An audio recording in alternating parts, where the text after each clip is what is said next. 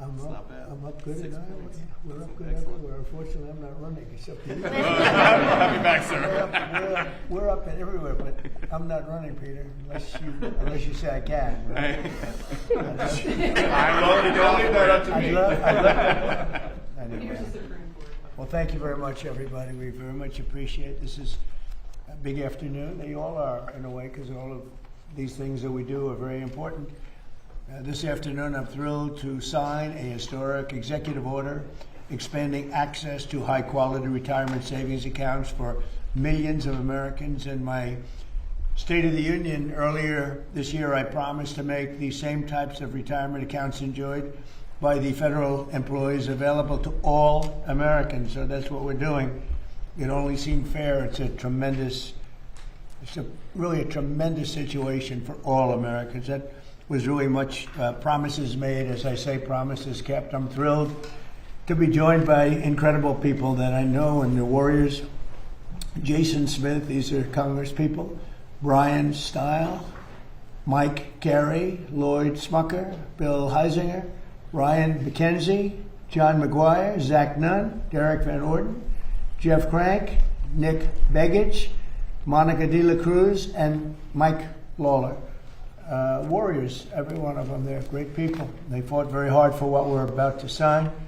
And since my election, the stock market has set 59, this is in a little bit more than a year, 59 all-time record highs, adding $9 trillion in value to really the value of our country, if you think about it. Under 4 years of Biden, the average 401k rose at a rate of just $875 a year. Last year under Trump, the average 401k balance was up $24,000. So $875 versus $24,000, I would say that's pretty good. Take it. This is really incredible. The numbers are incredible. The numbers being invested in our country are more incredible than anything. You see it. There are plants being built all over the USA. We have auto plants, not just AI. AI is doing great. We're leading China by quite a bit. But we have auto plants being built all over the country. They're coming back from Canada. They're coming back from Mexico, Germany, Japan, South Korea. Wherever they build autos, they're coming here. Nobody ever thought they'd see that. The union loves me. You know, I did very well with the auto workers, but they like me a lot more now than they did when I was just talking about it. Beginning at the start of next year, every American will be able to go to TrumpIRA.gov and open a new low-cost IRA account. You'll then be able to access the same type of retirement accounts that federal employees enjoy through the thrift savings plans, which are incredible. As part of the Federal Savers Match Program, low-income Americans will be eligible to receive up to $1,000 per year in matching funds deposited directly into their accounts. It's a great thing. For millions of Americans who lack employer-sponsored plans, this will be really revolutionary because they'll be covered. Nobody thought that was possible. For example, if a 25-year-old who is eligible for a Savers Match Program invest just $165 a month under the matching federal contributions, they will have an estimated $465,000 in their account by the time they're 65 years old. In other words, they'll be rich. And there's something awfully nice about that. But this is only the first step. I was talking to Kevin Hassett a little while ago, and the people standing right behind me, we're going to take it to the next level. And the next level, Kevin, you're going to mention something, but the next level will be necessary to have congressional approval. What you just heard, we don't need congressional approval. And it'll never be terminated, because to terminate it, if somebody else is in office, to terminate it, you'd have to take that money away. You'd have to really take away something that's so positive. I don't think any politician would do it. But to take it to the next level, we need congressional approval, which should be very easy to get. It should be bipartisan. Normally it would be bipartisan, but today nothing's bipartisan, right? I mean, it should be something that everybody supports. So, Kevin, before we start, maybe you could just explain what we're talking about for the next level. Right. So for the next level, sir, what we're already talking, Chairman Smith and I, about, and there are already I've been talking with Mr. Smucker about this for a number of years, is that we're going to expand this program that you're creating here, which is for low-income people, to middle income people and maybe above as well, so that every American, most high-income people have an employer that gives them a 401k with a match. But low-income people or Uber drivers or something, they don't have access to that. They don't have access to the match. What you've done here is you've given the match to low-income people with incomes below $35,000. But we think that there are a lot of people, even who make more than that don't have many assets for retirement. And so we're working with Congress to significantly expand this program and are looking forward for legislation this year to expand this. And also the Trump accounts, you remember, with Michael Dell and Susan and the group that we had are setting records. We have 5 million signups right now, sir. 5 million signups in a short period of time, far above what we thought even possible. So congratulations to everybody that got that started. Michael Dell put in $6.25 billion. So he put in a lot of money, and he's going to do more too. But they were very responsible. So I just want to let you know it's like record. You are even surprised by that number, I think, right? Hey. I don't know if I can do that kind, but it's really way beyond what anyone thought. It's great. And we're going to be doing the same thing, I guess, in a certain way for older people. For grown-ups. We're going with a plan that if it works, has to get approved by Congress. But That's right. we think it'll get approved. It'll be fantastic for the country. Let's go. Will, do you want to start? We Sure. have some other things, and we thought we'd let these great people from Congress and beyond, or below, I guess I could say. So first, sir, this is the IRA executive order that you just mentioned. This Okay. establishes the retirement accounts with the federal match for eligible people, as you said in your speech and as Kevin explained. This is a big step forward. It's going to provide access to high-quality retirement accounts to a lot of Americans who don't currently have access to such accounts. Okay. There it is. That's nice. Great. Thank you very much, everybody.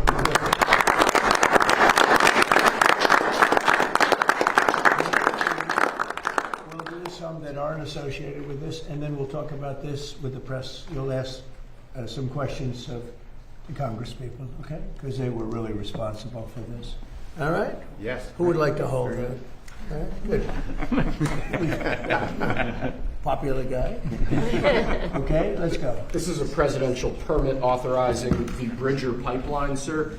This is a transborder pipeline similar to the old Keystone XL pipeline. It'll significantly expand our ability to move oil around North America, oil and gas around North America. It's a huge deal in terms of long-term energy dominance and energy security. Slightly different than the last administration. Very different than last They wouldn't sign a pipeline deal, and we have pipelines going up. And by the way, they're way underground. They're not a problem. Nobody even knows they're there. It's so crazy, but they wouldn't approve anything having to do with the pipeline, and they're great. As opposed to trucking it or training it, they're great. Much safer. Right. A lot of jobs, too. A lot of jobs. Okay, very good. Next. This is an executive order on federal contracting, sir. Many federal contracts currently operate on a cost-plus basis. This provides oftentimes weird incentives for contractors, leads to cost overruns, costs the federal government a lot of money. What this executive order does is it establishes a fixed price contract as the default in most federal contracts. This aligns the federal government with what would typically exist in the private sector, and we believe will continue to drive down fraud and abuse in federal contracting government-wide. Would anybody like to object to this? Absolutely not. You're fighting for this one, too.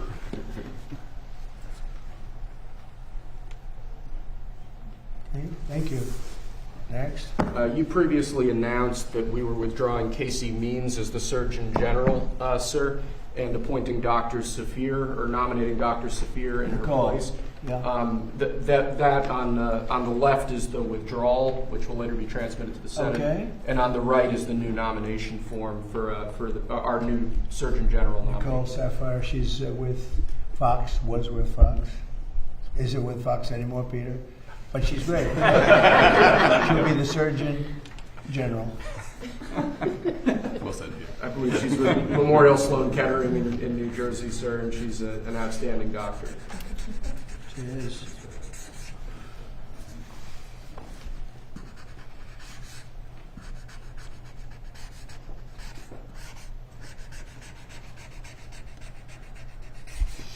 I just don't know how Biden used the auto pen. There's so many things to say. They say, here, please take this. It's crazy. All 4 years was crazy. Okay. Let's not bring it up.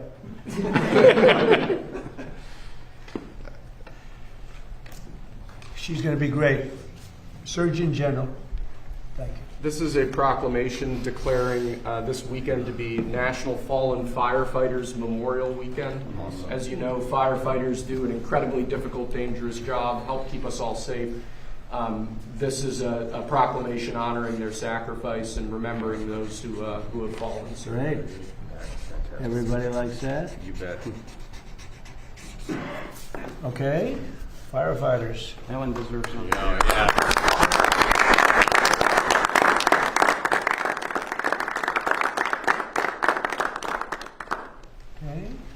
lastly, sir, this is another proclamation. Your administration, particularly the First Lady, have made foster and adoptive care major priorities. This is a proclamation declaring National Foster Care Month, honoring those who have participated in foster programs, who have helped raise foster children, and speaking about the many things that your administration, including the First Lady's office, have done on that set of issues. Yeah, it's been a big thing for the First Lady, so this is in honor of our First Lady. Well said.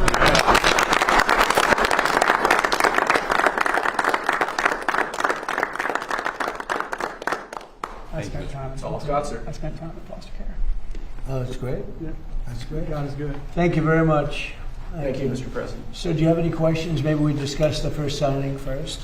You have anything on that? Mr. President, Please. Mr. President, how is this going to help with small business owners? Do you think this is going to inspire more people to go into small businesses that might be reluctant earlier, for IRA, to have their IRA? This is going to help give them. I'll tell you, small businesses now are thriving. And as you know, more people are working right now than at any time in the history of our country. We're doing great.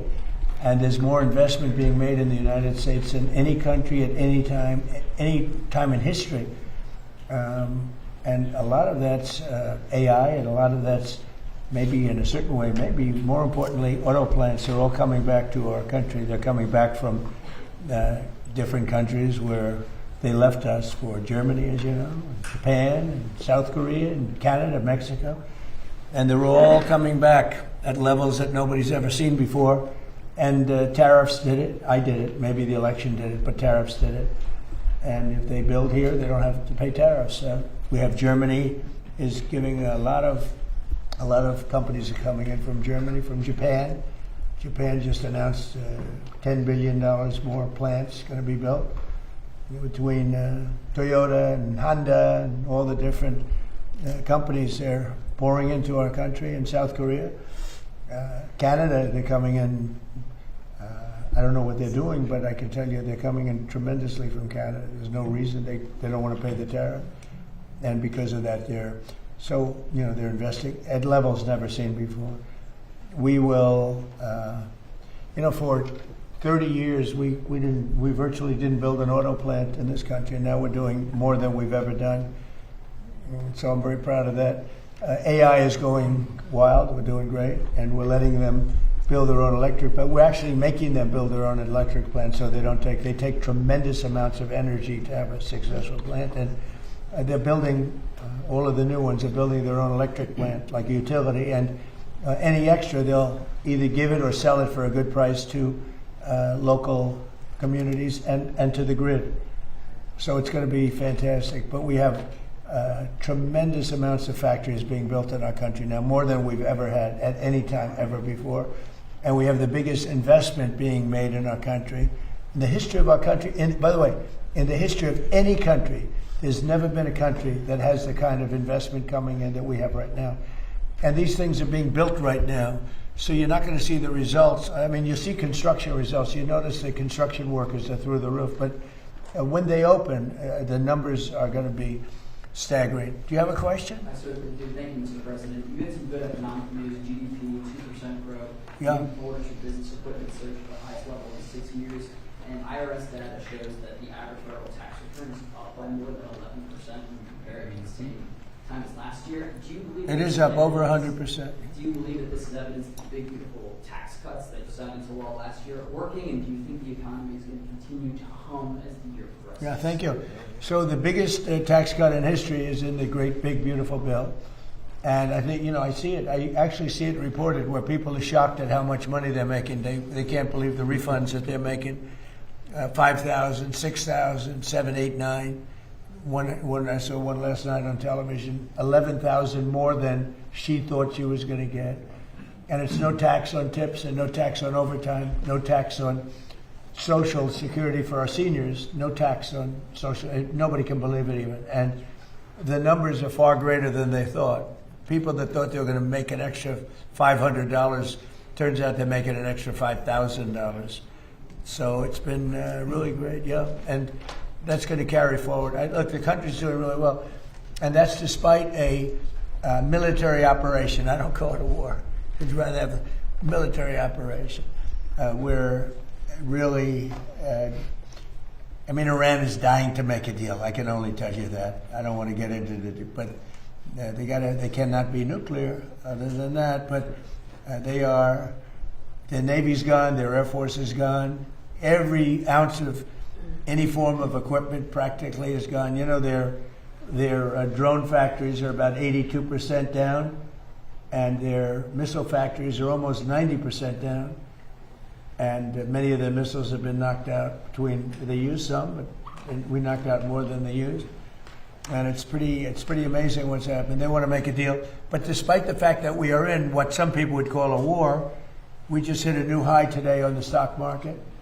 We have S&P is through the roof. They're through the roof. And, when we hit 50,000 on the Dow and 7,000 on the S&P, I said to myself, we got to do something about Iran. They want to have a nuclear weapon. You can't let them have a nuclear weapon. And I hated to do it to my people because they said 50,000. Peter, you know this, that 50,000 wouldn't be obtainable in my 4 years or anybody's 4 years. And we hit 50,000 in my first year, the end of my first year. We hit 7,000 on the S&P. They said that would be even less attainable. And we hit that at the end of the first year, before the year was up. And then I said to Kevin, sorry about this, Kevin, but we have to put out a fire. And the fire is taking place in the lovely country of Iran. And they want to have a nuclear weapon. And if we didn't use this beautiful, see that plane right there? That beautiful B-2 bomber. It looks small there, but it's actually quite it doesn't look very powerful there, but it's quite large, actually. We ordered 25 more of them, the updated version, all built in America, which is very nice, right? But if we didn't have that B-2 bomber, if we didn't go in and do what we did, we obliterated that nuclear capacity of theirs. And so they didn't get the nuclear bomb. If we didn't do that attack, should have been done long before I came along by other presidents or by another country or something, but it should have been done long before I came along. But they are in very bad shape, and they've got nothing going, including leadership. Their leaders are gone. Now they have a whole new, their first string leaders are gone, their second string leaders are gone. Now we're dealing with their third string. But we'll see what happens. It's been an amazing period of time between Venezuela and where we're doing great. We're getting along with them great. We're working very closely with them. They're doing more oil now than they've done in many, many decades, actually. And they're making more money, and so are we. It's like a joint venture, to be honest. And we paid for the attack many times over. The attack, something you've never heard before, probably. I always used to say to the victor, belong the spoils, but we paid for the attack, which is always expensive.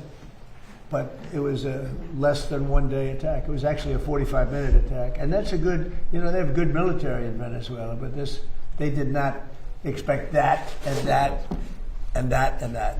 Other than that, when these suckers come at you at 2,500 miles an hour, at 25 feet off the ground, you say, this is not what I bargained for. This is no good. Anyway, so, and now, Venezuela was amazing, but now we're doing essentially, it's larger, but we're doing essentially the same thing in Iran. Can't let Iran have a nuclear weapon. And their economy is crashing. The blockade is incredible. The power of the blockade is incredible. They're not getting any money from oil.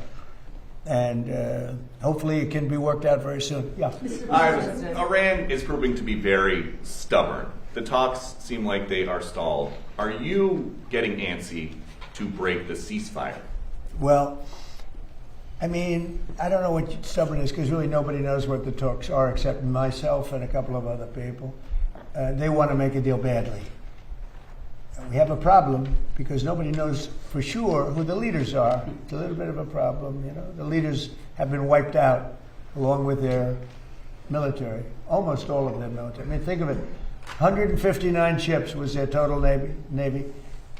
159 ships are gone. They're underwater. They're way below sea level. Sea level is a big difference. Pretty deep waters over there, too.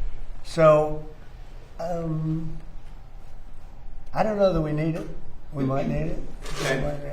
And on Iran, a little while ago, the president of FIFA said that when the World Cup is here in the U.S., the team from Iran will be playing in the games. Well, if Johnny said it, I'm okay. Did Johnny say it? He did. What if they Johnny win? Infantino, that's a piece of work. What if they win? Well, if they win, we'll have to worry about that. That's not. I'm going to have to worry about that one. But look, you know what? Let him play well. Johnny's fantastic. He's a friend of mine, and he talked about it. I said, you do whatever you want. You can have him. You don't have to have him. Probably have a good team. I don't know. Do they have a good team? Do you have any idea? I have no idea. Would be hard to believe, actually. But I think let him play. Right? Mr. President. This is a little bit different, but what is your take on these reports that your show, The Apprentice, is going to could come back on Amazon with host Donald Trump Jr.? Well, I've been hearing it. Look, we had a great success, 14 seasons, and The Apprentice was a tremendous success. So I've been hearing that, a little bit. So we'll see what happens. He's good. He's a good guy. He'd probably good. He's got a little charisma going. You need a little charisma for that soccer spec. So we'll see what happens. They told me about it. We'll see. Mr. President, thank you, Mr. President. There's been some talks about changes to your security after what took place. Changing my security. Changing your security after what took place. Well, they did a pretty good job, actually. They stopped the NFL running back. I mean, he was like a running back. In fact, if he ever got out, they're probably going to sign him. He was a speedy guy. But he was stopped. They had many levels in front of him before he would even come close. You could be a baseball team and win 19-0, and somebody could say, you should have won 21. You should have gotten 25 runs. The team was no good or something. So I don't know. I can only say that I know a lot of those people at Secret Service, and they were good and they were forceful. And I saw the guys in front of me. They were powerful-looking guys. I said we could send them to Hollywood. They could make movies. I think that there's always room for improvement, right? And he got into the building. The problem is I know that's what I do. I build buildings like that. Much nicer, actually, but I build buildings like that. And when you have 1,000 rooms sitting on top of a ballroom, and you have the elevators coming down right near the entrance, it's a pretty tough situation. Now, right outside, we have something that's on time, on budget, actually ahead of time, and ahead of budget depending on finishes. Finishes is a big difference between marble and onyx in price, but it's right on budget, right on time. And that's built to the highest standards of security. No units on top, no hotel built on top where an elevator comes right down through the middle of it. It's a tough location. That's a tough location. So I think I know the people at Secret Service. I think they're great, and I think the Congress has to take care of those people. We're talking about ICE, we're talking about Border Patrol, Secret Service, everyone. The Democrats essentially want to defund the police, just so you know. That's right. They want to defund law enforcement. It's crazy. These people have gone crazy. I heard Hakeem Jeffries, a low IQ person, he's a very low IQ, screaming today that the Supreme Court is illegitimate. I mean, that's a dangerous statement. Then if I say something modest, they say, oh, he's a king, he's a king. They're sick. But Hakeem Jeffries said the Supreme Court is illegitimate. That's a rough statement. If I made that statement, it would be the biggest story out there. Bad things would happen. One of the ideas. Go ahead. Just, yeah, the average price of a gallon of gas is now $4.30 in this country. And you know what? And we're not going to have a nuclear weapon in the hands of Iran. The gas will go down. As soon as the war's over, it'll drop like a rock. There's so much of it. It's all over the place, sitting all over the oceans of the world. And it'll go down. But what won't happen is if Iran had a nuclear weapon and used it, then the whole world is a different place. What about You're the not going to have to returns, pay impact a little on bit more Republicans for in the- gasoline. The oil will go down rapidly as soon as the war is over. Can I follow up? Brian, I was good to gonna see ask you again, about- sir. Brian, go ahead. I've got two questions. First, I want to follow up on Daniel's question. I've described you as the peacemaker. You're achieving peace around the world. Due to these latest policies, big beautiful bill, no tax on tips, no tax on Social Security, no tax on overtime, now the Trump account, and then the IRA account.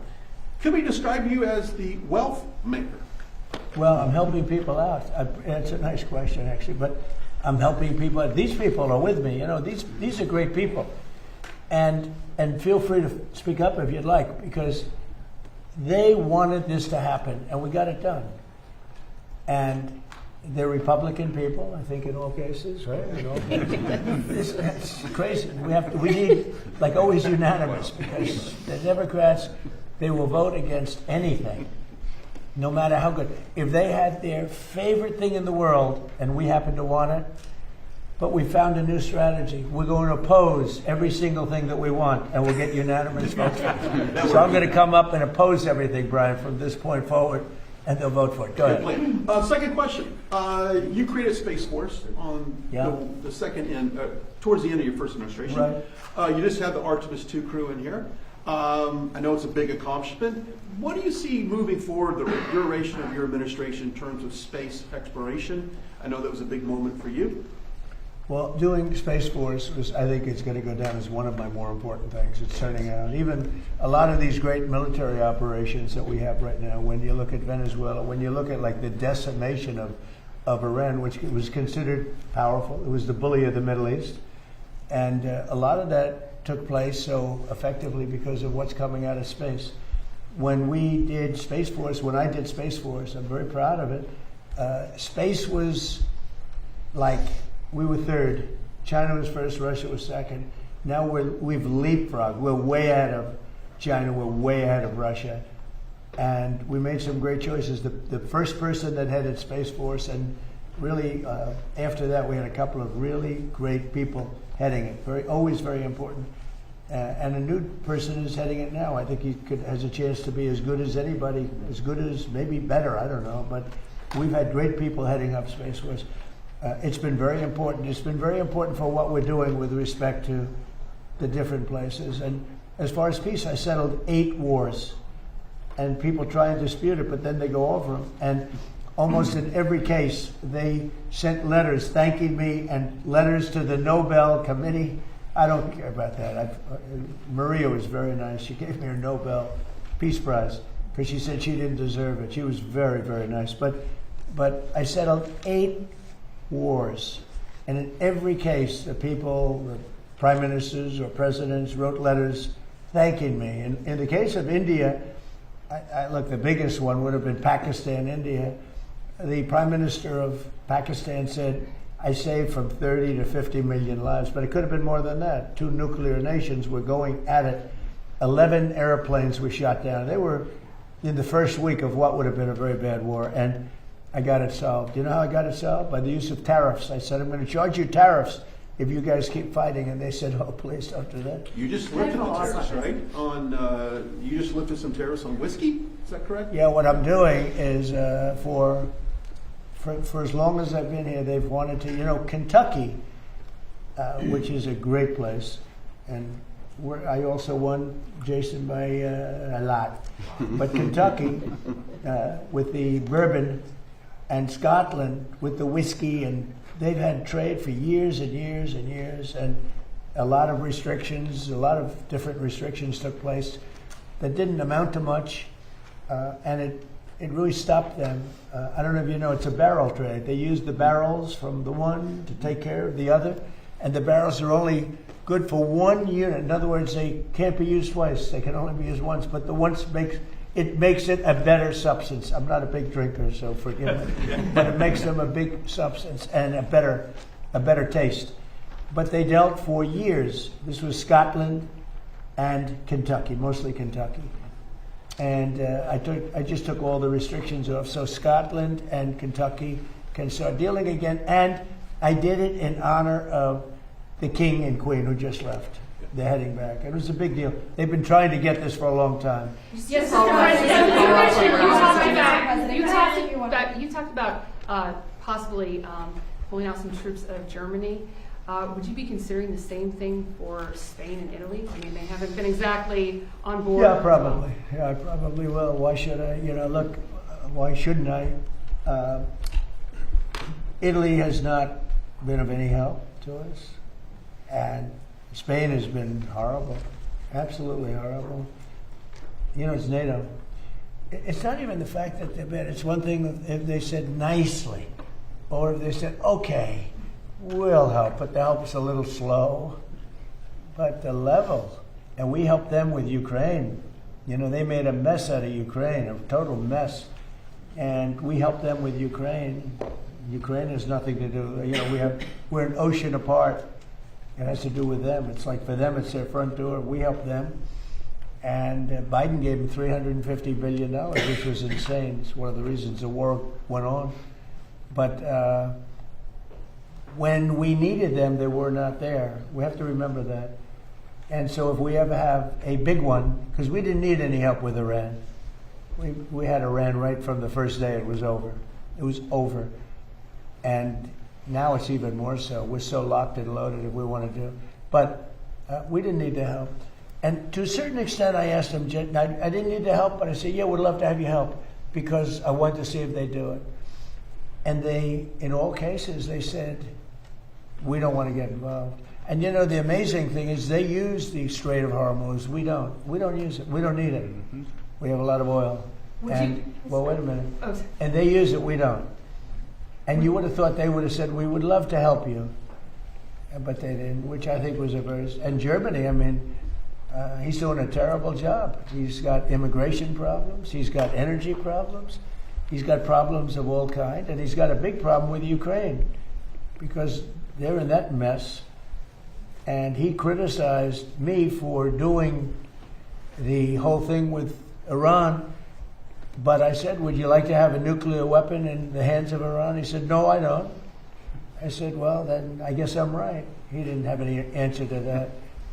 The bottom line is for this world, for our country, but certainly for Israel, the Middle East, and Europe, much closer, you cannot let Iran have a nuclear weapon. And if you agree that Iran can't have a nuclear weapon, which most people agree, almost everybody, it should have been done a long time ago. But if you agree they can't have a nuclear weapon, then what I did has been executed perfectly because our military has decimated them. Yeah, please go ahead. Mr. President, two questions for you. Alina Shazi from the Daily Mail. You have called this the new regime before in Iran, but I speak to Iranians on a daily basis, and they tell me that these are the same people that have murdered them, executed them, repressed them.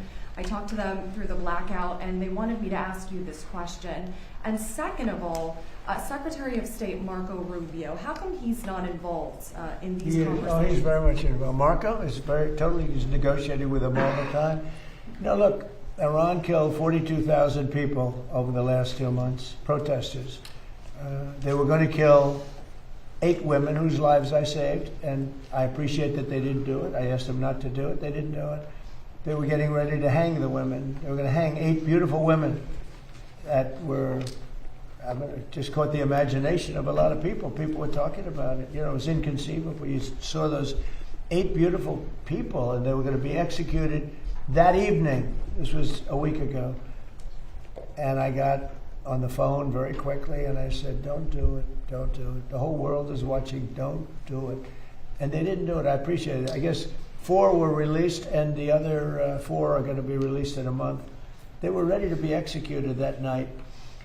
So they take a tough, you know, they knocked out the wrestler they killed. They killed the wrestler's teammates. He was a world champion wrestler, too. He was a great wrestler, great, talented wrestler. They killed him because he protested. He spoke. He wasn't wrestling. What he did is he spoke negatively about the regime, and they killed him. They executed him along with his friends. They killed 42,000 people. So when you say about, they say that I do the same, I don't do the same. I'm trying to save that country in a certain way, and nobody's ever seen it. Think of it. They killed 42,000 innocent, not weapon-carrying people for protesting. 42,000. And the number they say is a lot higher than that. There's a rough group, but we have decimated them. And their economy is a disaster. So we'll see how long they hold out. We'll see. Mr. President. President Trump, Saudi Arabia is pulling the plug on Live Golf. Once that tour is gone, do you think the PGA Tour should welcome the defectors back with open arms? Well, I do. It's a great question. In fact, if I had time, I'd love to watch television today because the PGA Tour is playing at Doral, the Cadillac Championship. And I said, who's winning? I don't get a chance. I can't even look Jordan at it. Spieth was in the lead earlier. Who is? Jordan Spieth. Oh, that's good. He's good. Great guy. Good putter, to put it mildly, right? He's a very great guy. Chipper putter. No, it's they're at my tournament right now, the PGA. In 2 weeks, Liv is going to be at my course right here on the Potomac. No, I'd love to see Liv, but I do believe that all of the golfers should be playing, the great golfers should be playing against each other. I do believe, you know, it's sort of, they were viewing something as a monopoly, but it's in a way, it should be the opposite of a monopoly. I want to see Rory playing Bryson DeChambeau. I want to see Big John Rahm playing Scotty, who's so great, right?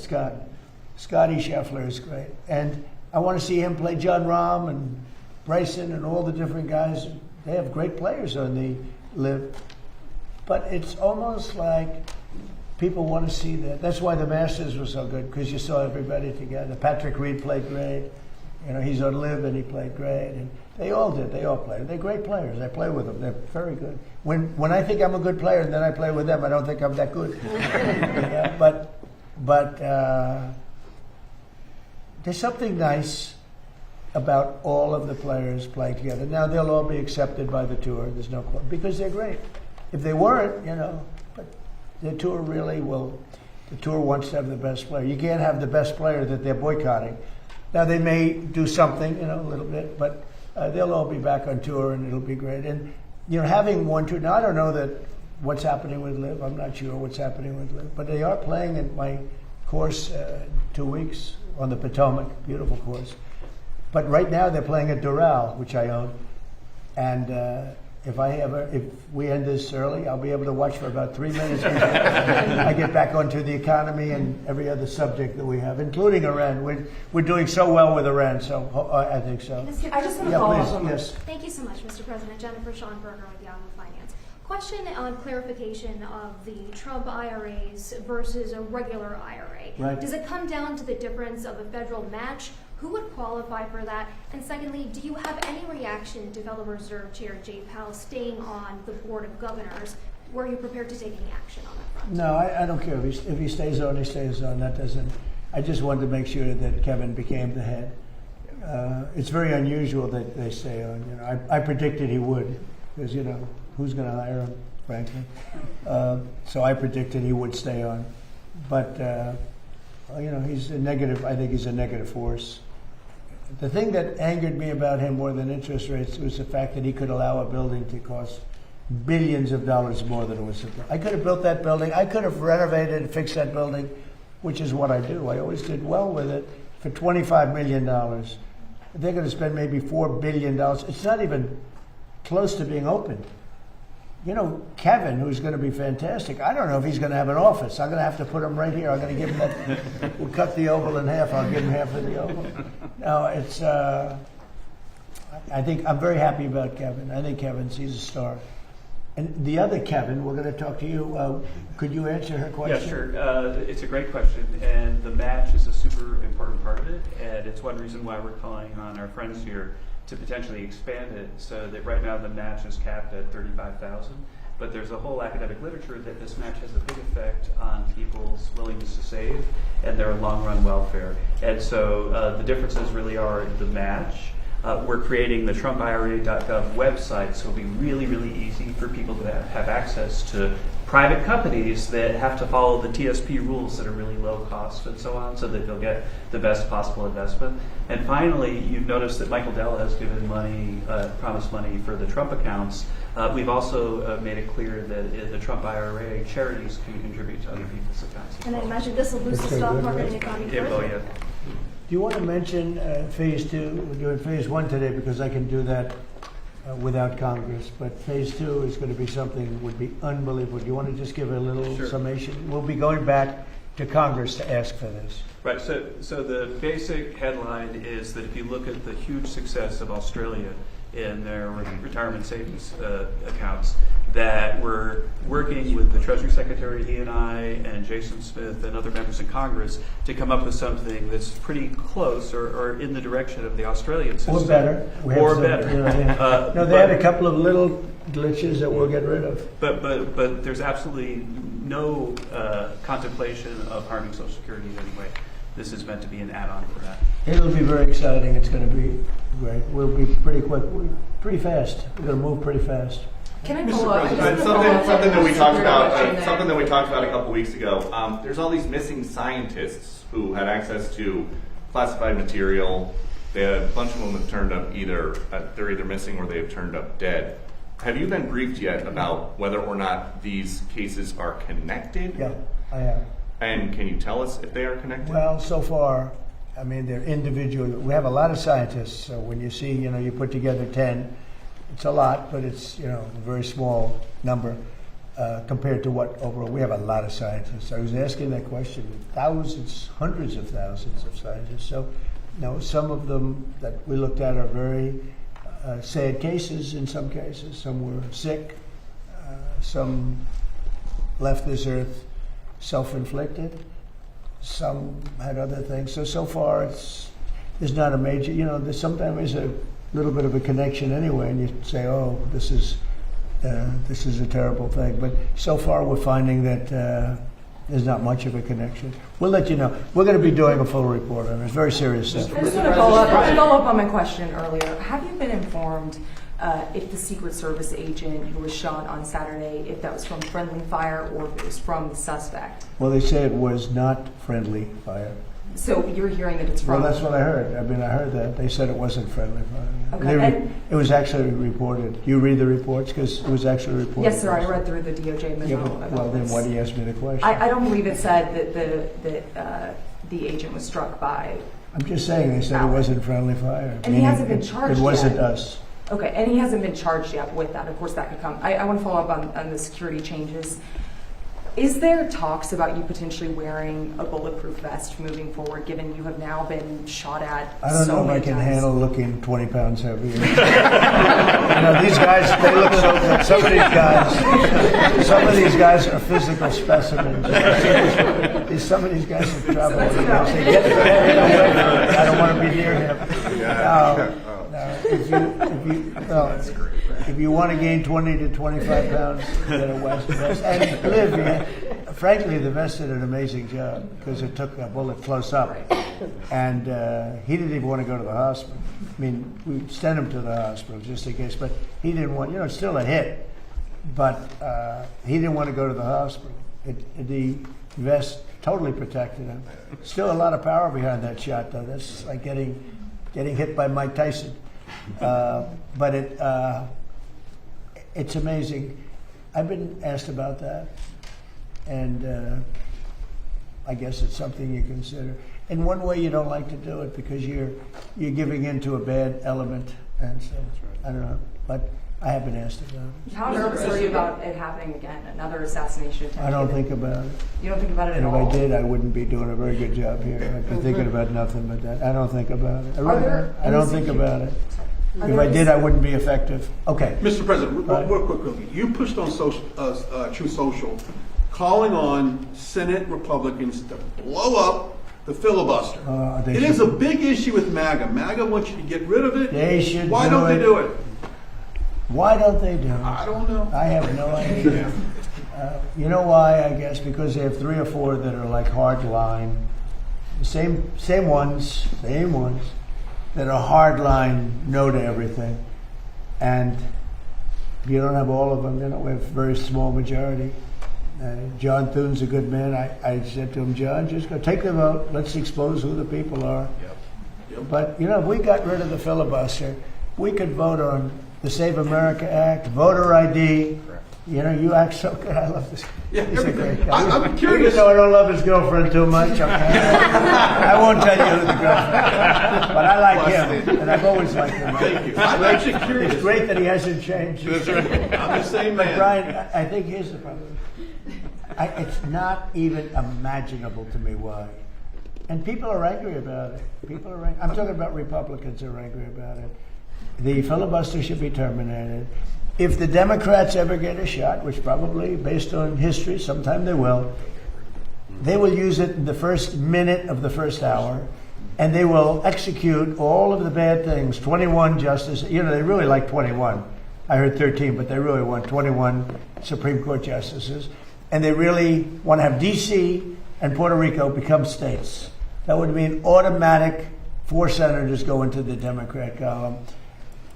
And there's not even a chance that they don't do it and do it immediately. Now, with that knowledge, because you could argue whether it's good or bad, but I don't think it's that much of an argument, frankly.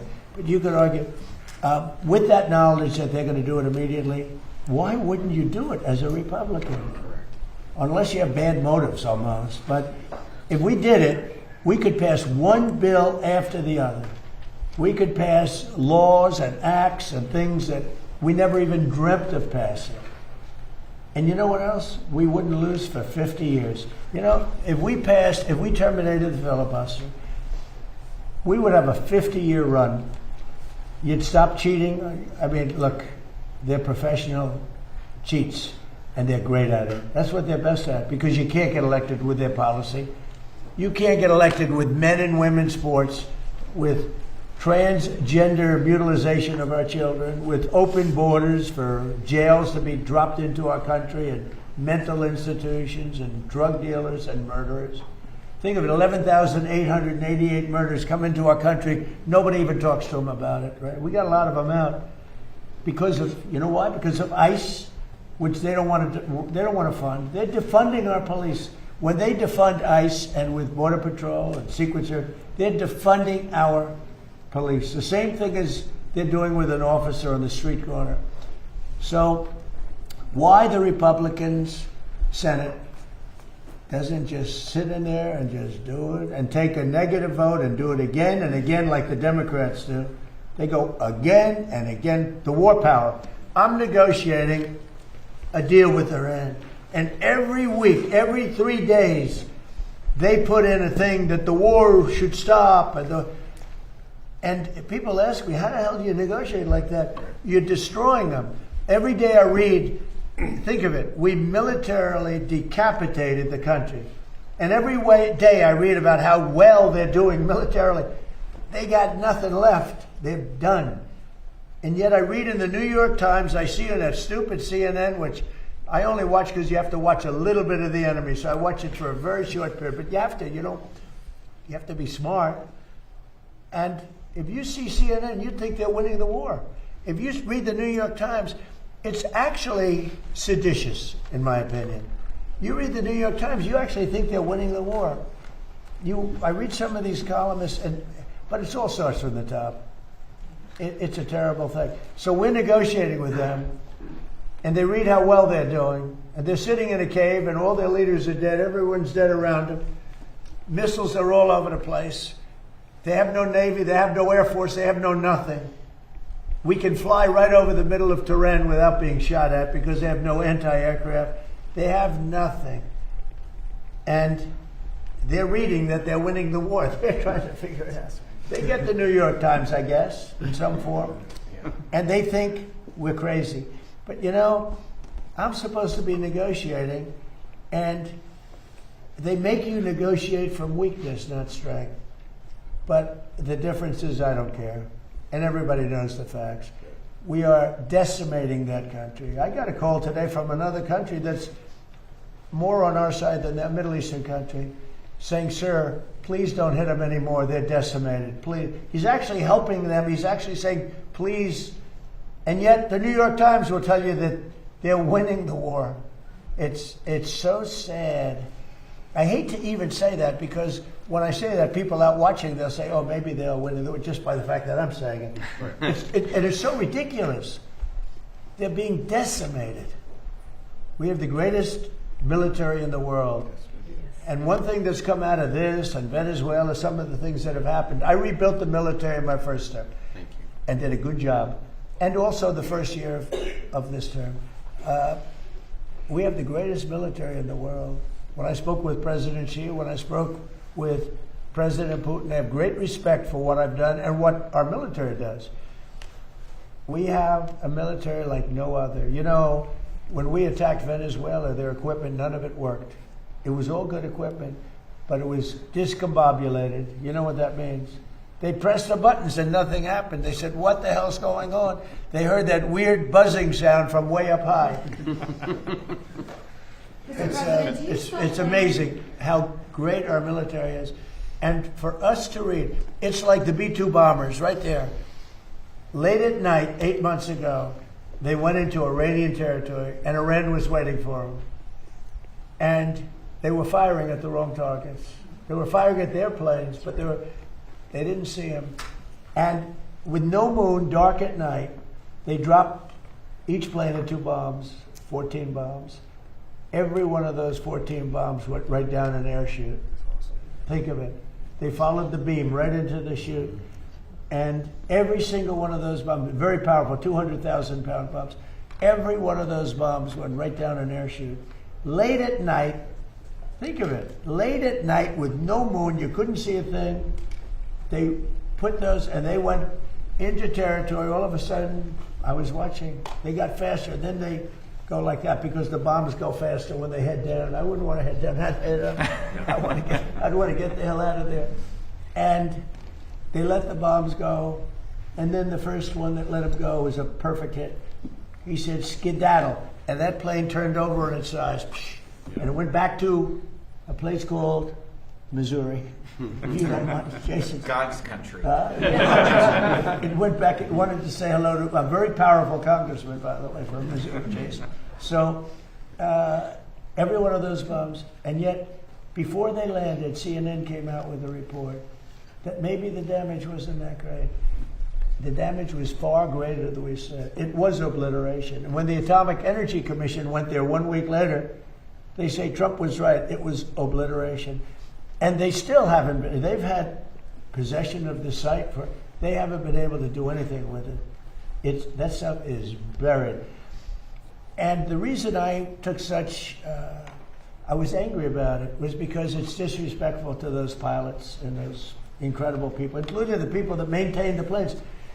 Those planes had to fly for 37 hours without stopping. They got the tankers. They had 3 tanker lifts, meaning they had to get refuel up in there. They never landed. They went all the way from Missouri to here and then back. Some went to Guam, which there are those that say that was a way of camouflaging the whole thing, because they followed the ones they thought the ones from Guam were not coming. They were going to take it easy at Guam. That didn't work out too well. But that was amazing. And the New York Times and CNN, they said, well, maybe the B-2 attack wasn't so great. Even to this day I hear it. because we want to get the nuclear dust. It's way down there. You need excavators and everything to get it. But we want to get it. We'll take it one way or the other. We'll get it. We'll either get it or we'll take it. They'll either give it to us or we'll take it. But I think it's very disrespectful to our incredible military when they say maybe they missed the target.